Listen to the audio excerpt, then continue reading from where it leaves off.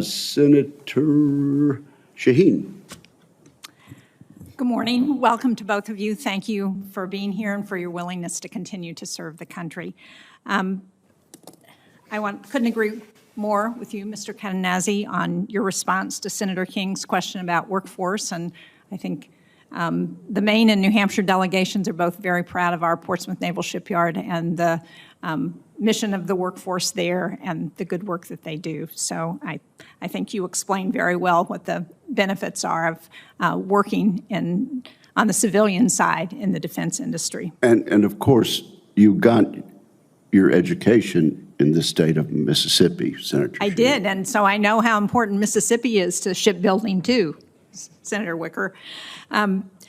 You said in your remarks that you weren't aware of the impact of the tariffs on the aerospace industry. And I just wanted to give you an example. Last week, I visited a company called New Hampshire Ball Bearings that does work makes bearings for the aerospace industry solely, does a lot of its business with the defense industry.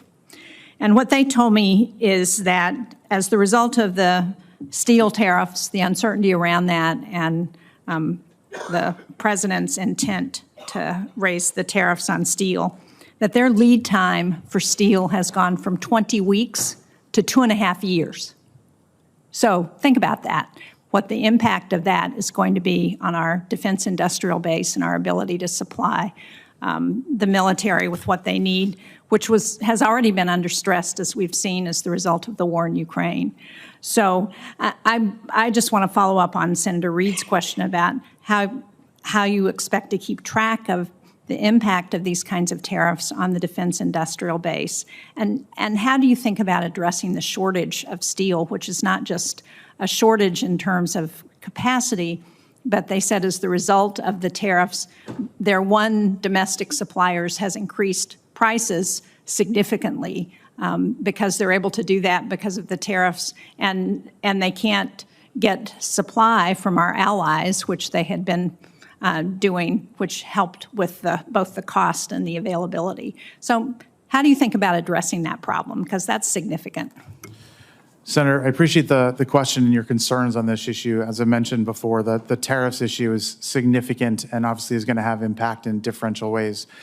First, I'm not aware of any analysis that the Industrial-Based Policy Office has produced in this. I presume that they have, but I have not been provided with that. So I'd be loath to go ahead and provide an assessment of what the department believes the impact is in the industrial base right now. It is likely wide and varied. There's probably pockets where they're benefiting from it and other pockets where you're highlighting one of the challenges. Well, not to interrupt, but Yes, I think the concern is there an analysis that's been done?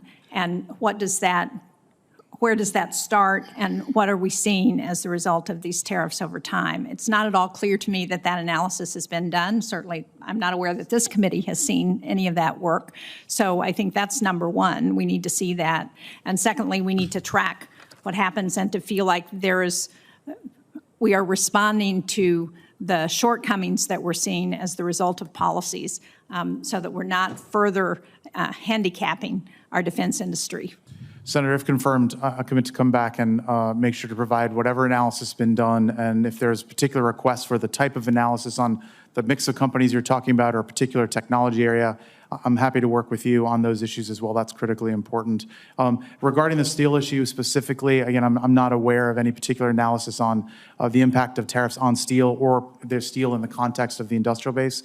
The industrial base consumes a lot of domestic steel, so there's some unique characteristics of that relative to other industries. Again, if confirmed, I'm eager to discuss this issue with you and what can be done to mitigate the issues on the industrial base. Good, thank you. I appreciate that. That's a pretty good answer, isn't it, Senator Shaheen? The proof is in the pudding. Right.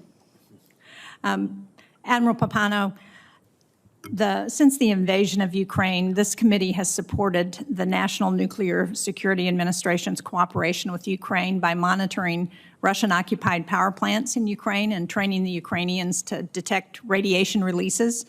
This cooperation has been really important, particularly as we look at Russian attacks on the largest power plant in Europe, the Zaporizhzhia power plant.